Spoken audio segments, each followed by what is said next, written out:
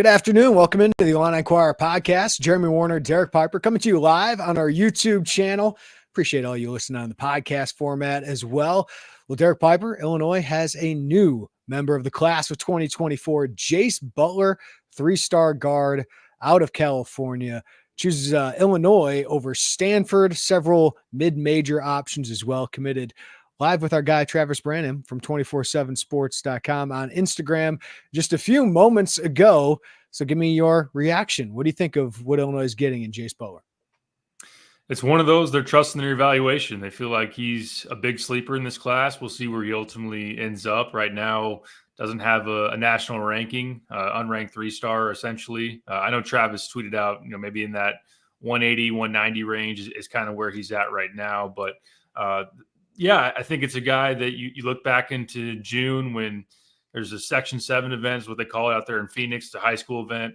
Jeff Alexander was out there, and he was one of the standout performers of that entire high school event. And he showed his ability to make shots. He showed the fact that he's a 6'4" big point guard that's got some physicality to him. And Illinois really continued to track him from there. And you kind of dug into it, and UCSB was in there, and just a handful of kind of smaller, low to mid-major programs. And Illinois just wanted to continue to do their homework on him. Chester Frazier started recruiting him, watched him in the Adidas circuit in July, and just progressively as time went on, you just kept hearing from different people around Illinois. It's like, hey, I really love this kid. And Brad went out there in September to see him in California. They just didn't want to mess around. They didn't want to say, hey, you're a backup option. Hey, if certain dominoes fall, this is what we're going to do.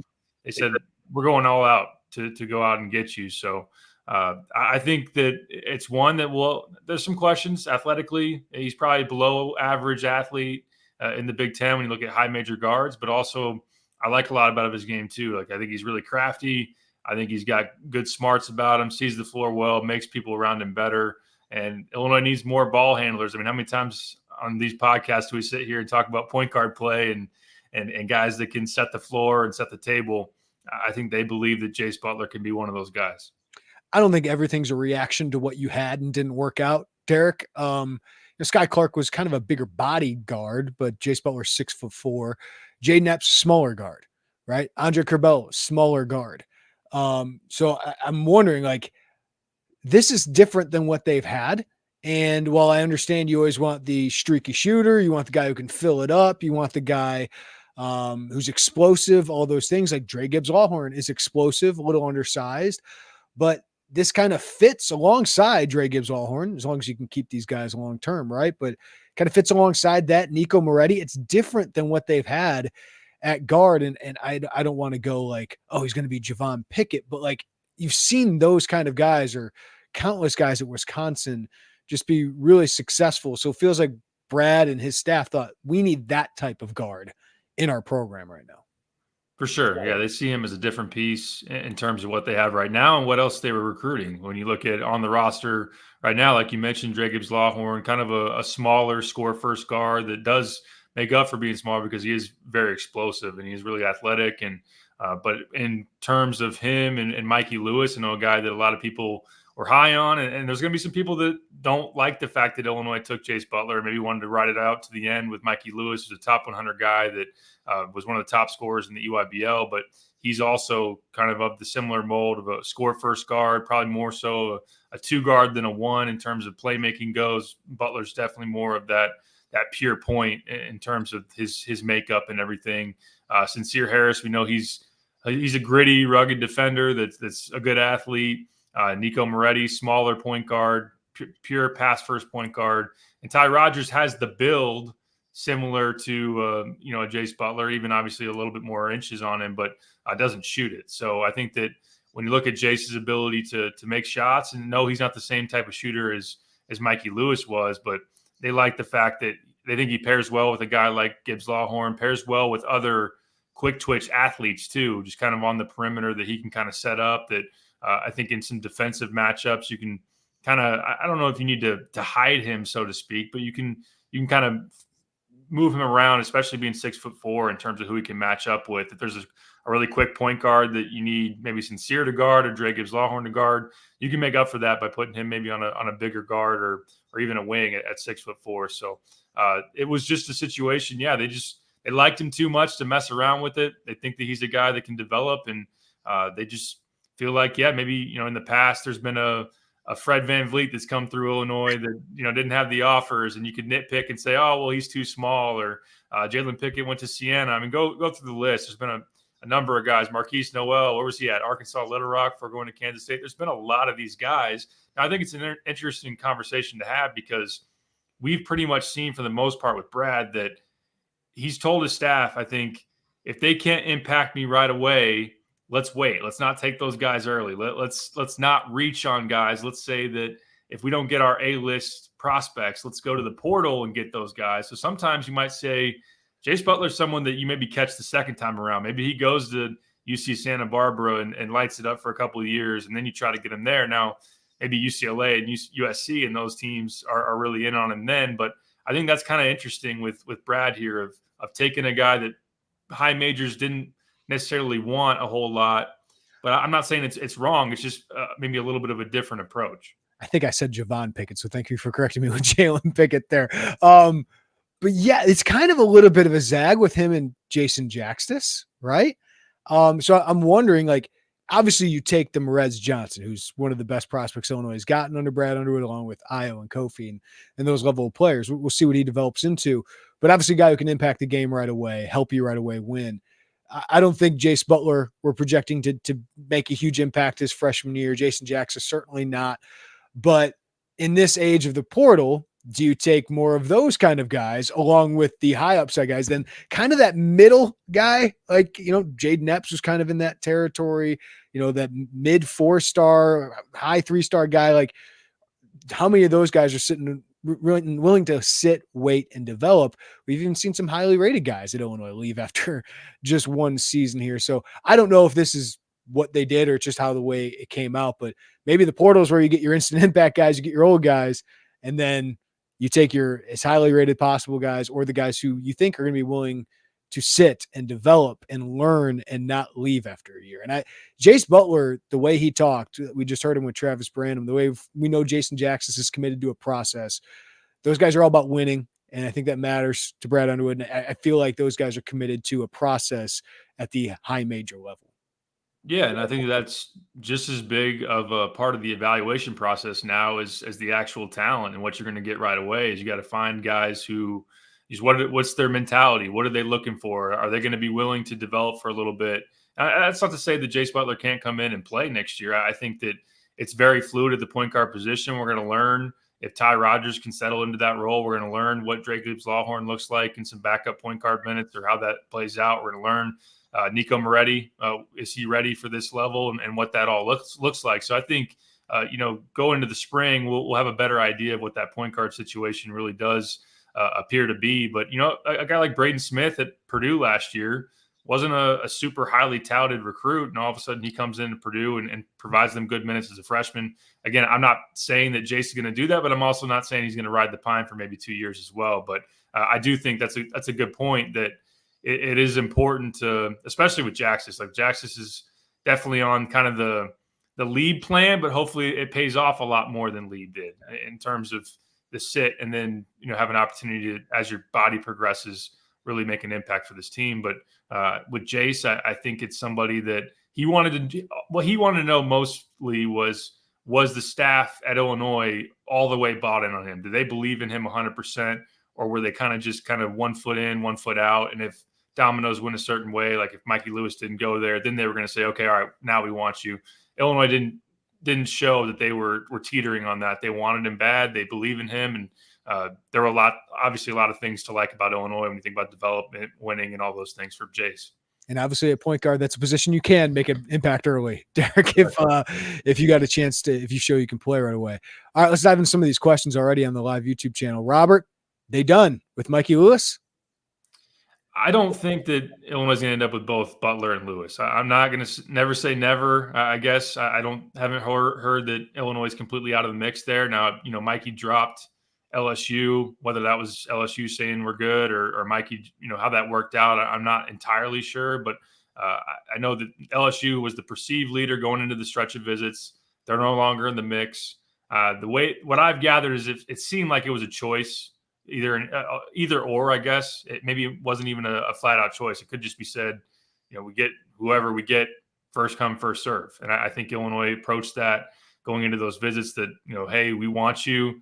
We'll put the press on and see where it goes from there. I'm not going to lie. I do get some underlying sense. I don't think it's a consensus opinion by any means over there with this staff, but I think there were people that preferred Jase Butler, contrary to what the rankings may say, because of the fit, because he was a different piece and all of those things. So we'll see how that thing plays out. But with Jeremiah Fears in this mix, which we can talk about too, being a 2025 that's looking pretty clearly to reclass to 2024, at least as far as what I can tell right now. And he's a top 50 guard that's very talented. Illinois is in there pretty good. I think that with that in the mix, and then also Butler and wanting to have some flexibility for the portal, I don't think they will take both Butler and Lewis. I should say this, like Mikey Lewis, 4-star guard, top 100 guard, a little bit different of a player than Jase Butler, right, Derek? So, like, what are they getting different than Jase Butler, or what Mikey Lewis could have given them for people who don't dive into this as much as you? Yeah, Mikey was one of the top scorers in the UIBL, a guy that's just really smooth, very, very good shooter, shot about 38, 39% from three in the UIBL. And I know a lot of fans out there can say, man, we need shooting. We need guys that can make shots. And I get the appeal there. I mean, Illinois likes him. Yeah, I know. Could use that. I know.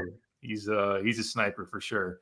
But he's a good player. He's a scorer, more of a scorer than a playmaker. I think that's something that Illinois has had to make choices with and evaluate. That was the same thing with Jaden Epps. That was the same thing, I think, with Jacobs Lawhorn coming in. And so as they're trying to piece this thing together, I think they like the fact that Butler was a playmaker, had some more size to him, a little bit more just a natural ball in the hand, see the floor type of guy. Mikey's just going to go get you one. And again, like that's something that it can be an asset for Illinois and will be an asset for somebody if he does land elsewhere. So that's kind of the difference. Butler, not as good of a shooter, not as consistent from beyond the arc. I do like his pull-up game. I think his pull-up jumper is really good. I think he sets it up well. It's kind of that – I've used this comparison before. I think he's got a little Jalen Brunson to him. I'm not saying he's going to be Jalen Brunson, right. All-American, NCAA champ 2 times, $100 million type of guy in the NBA. He maybe won't check any of those boxes, and that wouldn't be a surprise. But can kind of get into you with his body, pull back at that pull-up jumper. Just has that craftiness, that IQ that kind of maybe sometimes outweighs the athletic parts of it. And then, yeah, again, Mikey, just pure scorer, smooth, shoots it. And they like both those guys. I just feel like right now maybe Ole Miss is trending for Mikey. He was just there this past weekend. If he's going to pop in the near future, I've heard that they want him to make that decision rather soon. And if he stretches it out, I'm not sure where it's going to go. All right, Matt asks, this is a good pickup as long as it doesn't stop us from getting Jeremiah Fears or Mikey Lewis. Jeremiah Fears was on campus earlier this week, Derek. I love Jeremiah Fears in the class of 2025. Just a bucket getter. I've said it before. He's part of the Steph generation. Kids who grew up watching Steph. He's got some just electric ability as a scorer. Undersized, even in the class of 2025. So when we talk about reclass, that always scares me with an undersized guy. But boy, he's a bucket. So what do you know about Jeremiah Fears right now in the Illini's pursuit there? Yeah, I think that as you look at it, obviously the talent is there. I mean, he's got loads of offensive talent, ability to shoot from anywhere. Just the ability, like off the dribble, is really dynamic and creative with his ball handling. I did think that over the summer he made strides. Being the point guard for Brad Beal Elite on the 17U circuit, playing up. That I think he made strides as a playmaker. I thought I saw him make some reads and some passes that make you look like a point guard, where he kind of came up earlier in his high school career. Yes, playing alongside his brother, who's that pure floor general, where Jeremiah was more just the scorer, the bucket getter. So, but still, I think that's kind of the 1A in his game, is going out there and getting buckets. But yes, his dad, I've talked to him a number of times, is very interested, and as is Jeremiah, in pursuing a reclass of 2024, which I think is something that you got to consider if you're Illinois or any other suitor out there. Now he's got some big time options. He's taken a official to Oregon. Arizona's hosting him for a visit. Michigan State, Kansas just offered recently. Kentucky's been out to see him. So there's a lot of suitors. I think if he waits until 25. Now, he has said before, he said about a month ago, he wants to decide in January. So he's got a timeline there. But if he sticks in 25, I think it can go a lot of different ways, although I think Illinois is in a good spot with what they've done. If he reclasses to 24 and Illinois wants him in 24, I think that they're the most logical option. It's just whether is he going to be Kylan Boswell, who actually, came on later in the year last year, and now they did go in the portal and kind of overlap him a little bit, but getting Caleb Love and a guard from Alabama as well. But he's kind of in position year 2 to ride it out and then maybe really pop this year. Some people will be afraid of the Christian Lander story at Indiana, a guy that maybe went too early. It stunts the development.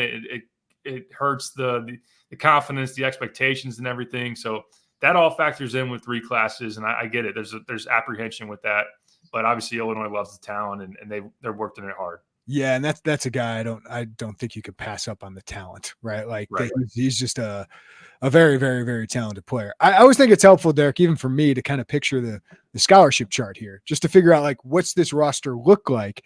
So I got it pulled up on the YouTube channel, but 2024-25, next year, your seniors are Dane Danger, Luke Goody, your juniors, Sincere Harris and Ty Rogers, your sophomores, Nicola Moretti, Imani Hansberry, Dre Gibbs Lawhorn, and then your freshmen, Merez Johnson, Jason Jackson, Jase Butler. 3 open scholarships. I would imagine at least 2 of those are for transfers. And of course, you can always have attrition as we see every year. But what do you make of that next year roster, Derek? Because obviously Dane is going to be potentially your go-to player on that team. Dre Gibbs Lawhorn probably going to take a big scoring leap. We'll see what Sincere Harris, Ty Rogers can do from an offensive standpoint. I feel great about the front court of Imani Hansberry, Dane Danger. If Rogers is back in the front court, Merez Johnson probably needs some help at shooting and out with Luke Goody and some guard help. But what do you make of that? Because I think of Jeremiah Fears. I'm like, man, you put him with Merez Johnson, Dre Gibbs Allhorn, Imani Hansberry. If you can keep all those guys, that's a heck of a core.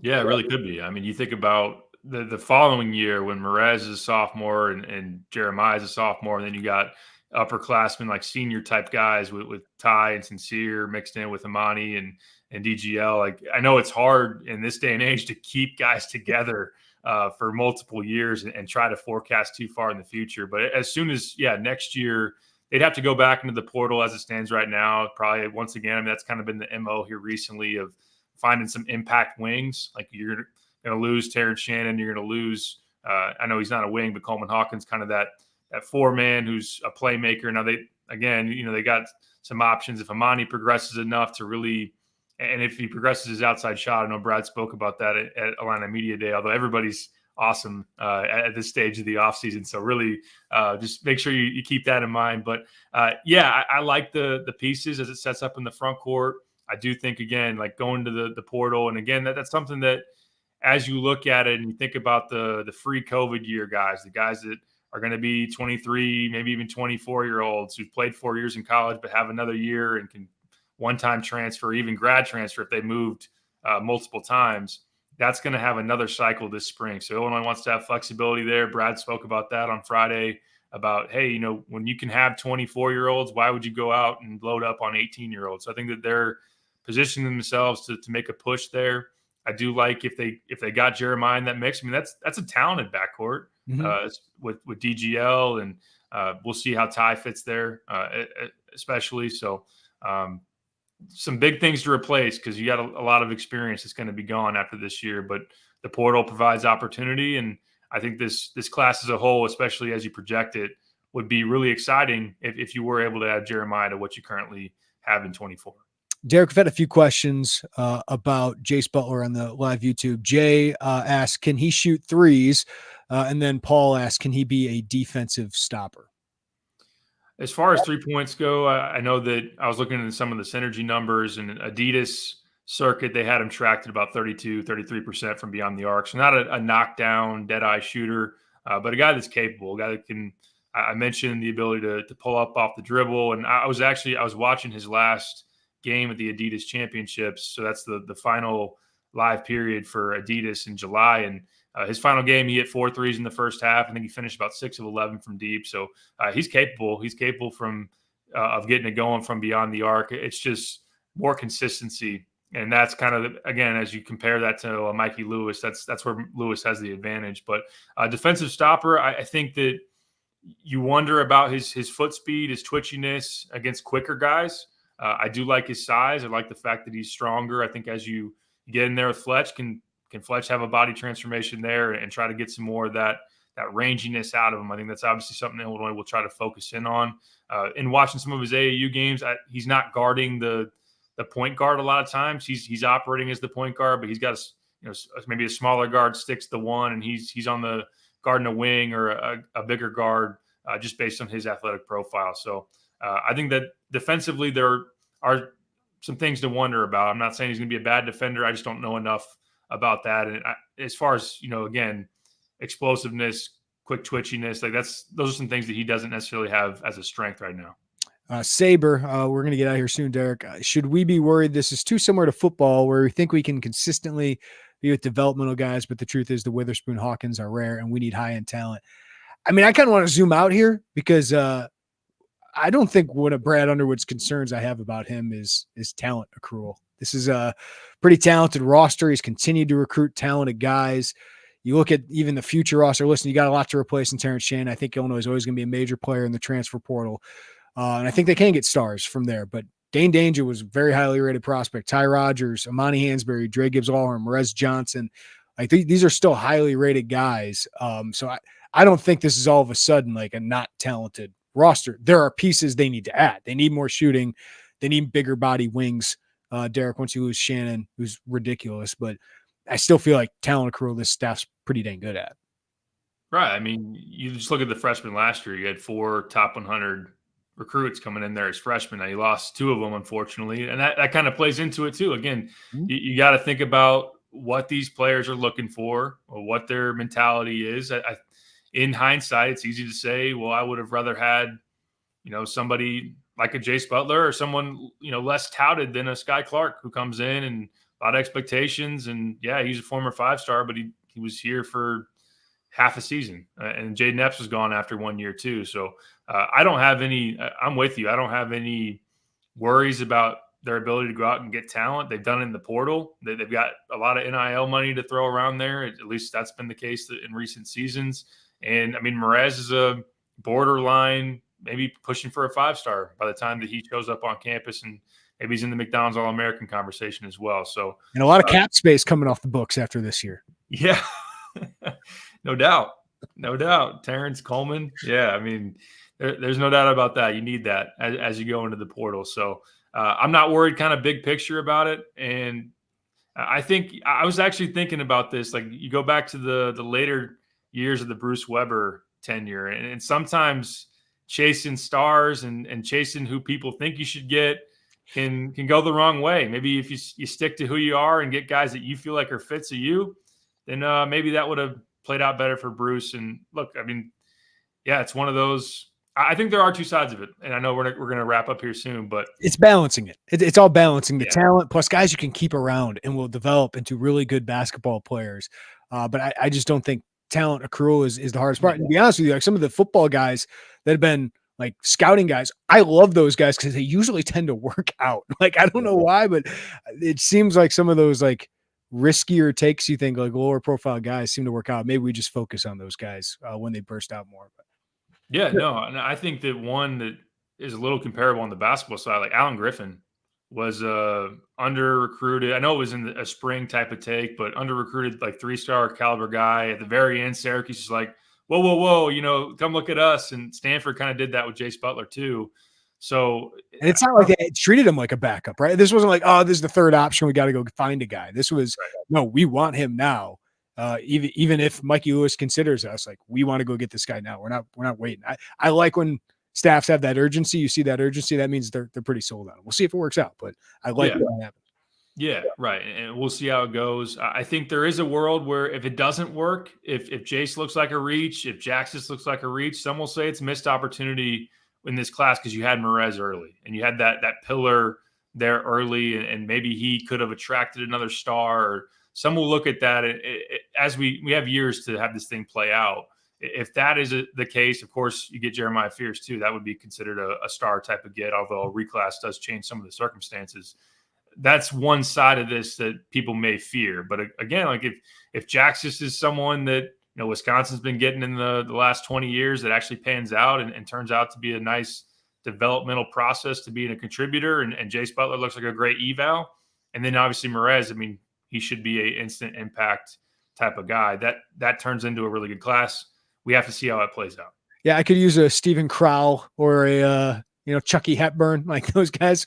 Would love those guys in the program if they end up being that. That'd be a great class. And the thing I think they're missing is the shooter in this class. And they'll probably have to go get that in the portal, like a big-bodied wing, long, I guess, is even more important kind of wing. Like I thought Cole Serta would have been a great addition even in this class, even if he's not the top 60 guy in the class.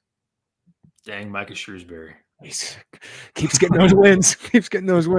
Derek, before I let you go, you got to get to radio.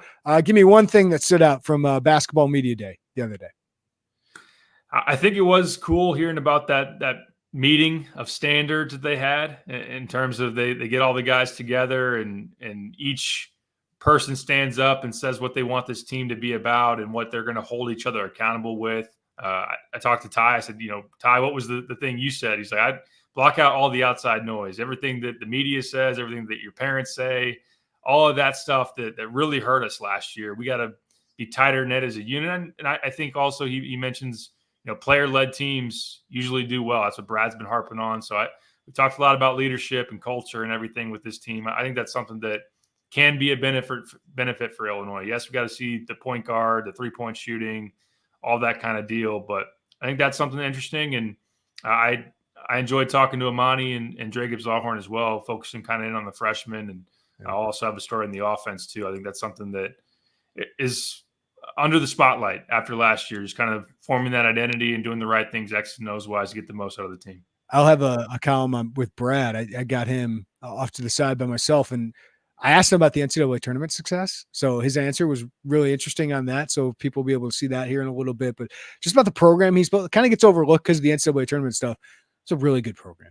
It's a really good program. Like I know people are like, more on Bielema than Underwood after the NCAA tournament. I'm like, wait, Bielema's trying to get to Underwood. Okay, that's very difficult to do. So sometimes I think we've got to zoom out on that. But the age, Derek, Brad does not want to do that again. That was made very clear of last year, relying on that kind of youth. You want to sprinkle it in, but he brought up 23 and 24-year-olds a lot. I think Brad is going to have more fun this year. That's whether they go far in the tournament or win the Big Ten. I mean, probably not, but I think he's going to have more fun coaching this team. I agree. Yeah, it's going to be you're leaning on guys that have been there before in a lot of senses as role pieces. And then, I mean, if Dre and Amani pop, which they need those guys to, at least Dre, especially in the backcourt, where you're not as deep. Those guys are just, added, supplemental help into what's a pretty deep and experienced roster. So I do buy into the depth. I buy into this team being pretty talented. Yes, you got some questions, but I agree. Yeah, just in terms of I think culturally, the guys you brought in, Damask and Harmon being hungrier guys that are trying to prove themselves at the high major level. I think that all factors into Brad sleeping a little bit better at night this year, although the schedule does get tough in December. So we'll see how that goes. Yeah, the Big Ten schedule does them no favors this season. Derek Piper, thank you for the insight. As always, man, we'll let you get to radio. Yep. Thanks, man. Always fun. All right, everybody, thank you for watching on the live YouTube channel. Hit the like button on the way out. Subscribe to us. Hit the notifications bell there as well. And thank you for listening on the Illini Inquirer podcast as well. Rate us, review us. We really appreciate it. Everybody have a great day. Take care of each other. We'll talk to you next time right here on the Illini Inquirer podcast.